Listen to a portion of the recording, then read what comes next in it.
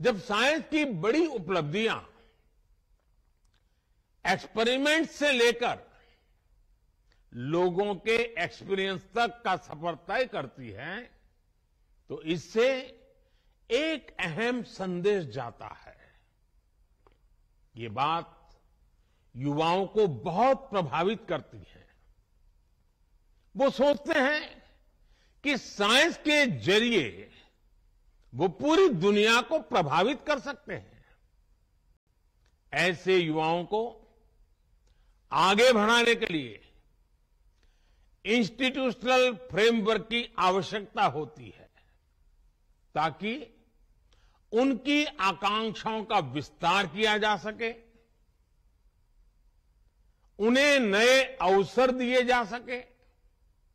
मैं चाहूंगा कि यहां मौजूद वैज्ञानिक ऐसा इंस्टीट्यूशनल फ्रेमवर्क विकसित करें जो युवा प्रतिभाओं को आकर्षित करे और उन्हें आगे बढ़ने का मौका दे। उदाहरण के लिए टैलेंट हंट और हैकेथॉन के आयोजनों के जरिए साइंटिफिक सोच रखने वाले बच्चों की तलाश की जा सकती है। इसके बाद उन बच्चों की समझ को एक प्रॉपर रोडमैप के जरिए विकसित किया जा सकता है। इसमें सीनियर साइंटिस्ट उनकी मदद कर सकते हैं। आज हम देखते हैं कि स्पोर्ट्स में भारत नई ऊंचाई को छू रहा है।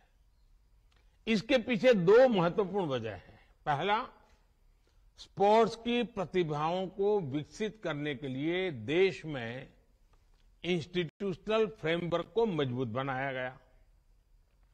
दूसरा, स्पोर्ट्स में गुरु शिष्य परंपरा का अस्तित्व और प्रभाव, जहां नई प्रतिभाओं को पहचानकर उन्हें आगे बढ़ाया जाता है, वहां शिष्य की सफलता में गुरु अपनी कामयाबी देखते हैं। ये परंपरा साइंस के क्षेत्र में भी सफलता का मंत्र बन सकता है।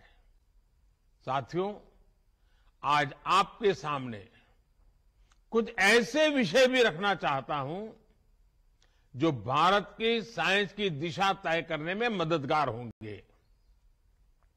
भारत की आवश्यकता की पूर्ति के लिए भारत में साइंस का विकास, ये हमारे वैज्ञानिक समुदाय की मूल प्रेरणा होनी चाहिए। भारत में साइंस भारत को आत्मनिर्भर बनाने वाली होनी चाहिए।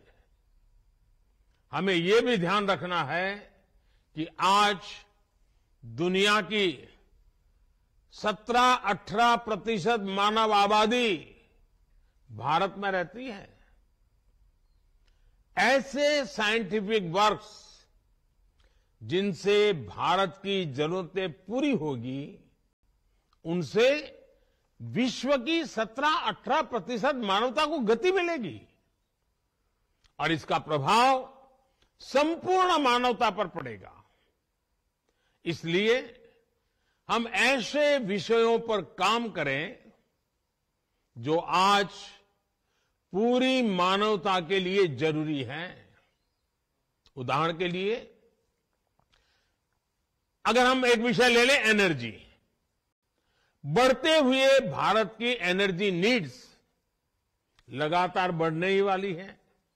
ऐसे में भारत की साइंटिफिक कम्युनिटी अगर एनर्जी रिक्वायरमेंट से जुड़े इनोवेशंस करती है तो उससे देश का बहुत लाभ बड़ा होगा। खासकर हाइड्रोजन एनर्जी की अपार संभावनाओं के लिए देश नेशनल हाइड्रोजन मिशन पर काम कर रहा है।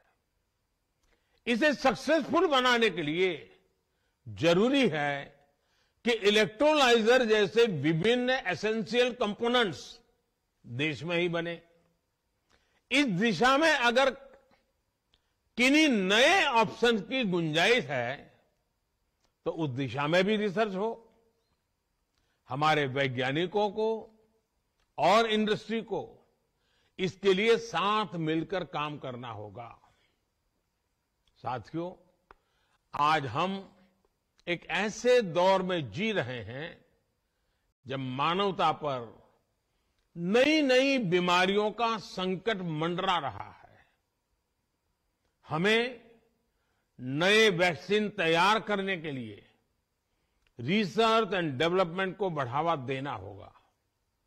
जैसे आज हम बाढ़ या भूकंप जैसी त्रासदियों से निपटने के लिए पहले से तैयार रहते हैं, उसी तरह हमें इंटीग्रेटेड डिसीज सर्वेलेंस के जरिए समय रहते बीमारियों की पहचान करनी होगी और उससे निपटने के उपाय करने होंगे।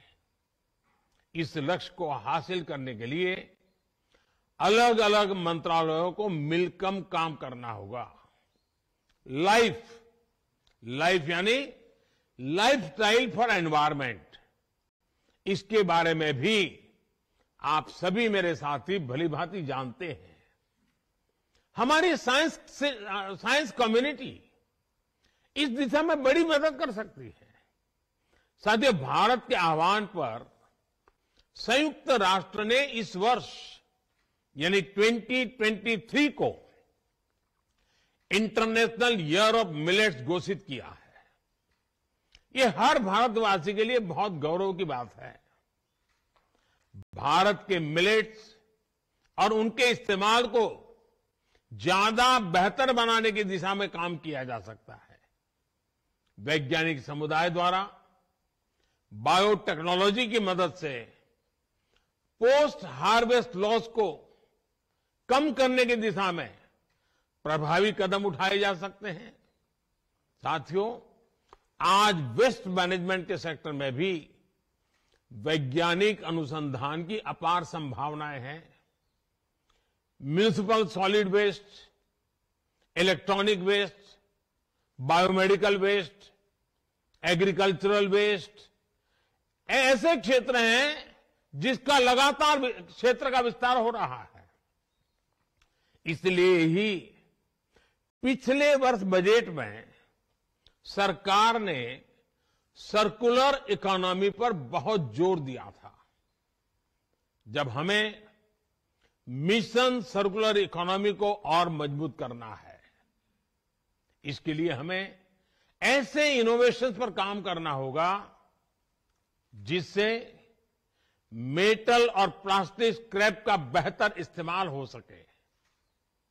हमें प्रदूषण कम करने और स्क्रैप को उपयोगी बनाने पर एक साथ काम करना होगा।